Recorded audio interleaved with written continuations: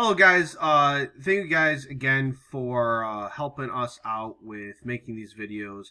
I just want to show you guys how to put the videos on YouTube because it seems that it's being difficult to just email me the videos.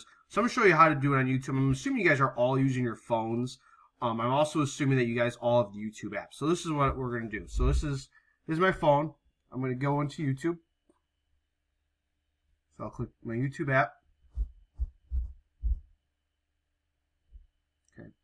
And then once the YouTube app opens, to upload a video, I'm going to click this little camera at the top. So this little camera guy at the top.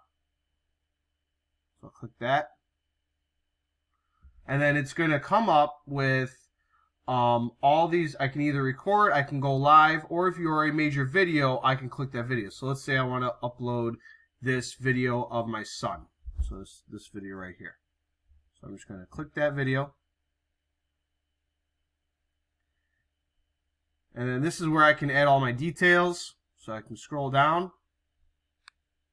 And again, what I want you to do is I want you to make your privacy. I want you to click that. And I want you to select unlisted. So what unlisted means is that only people with the link can access your video. Okay.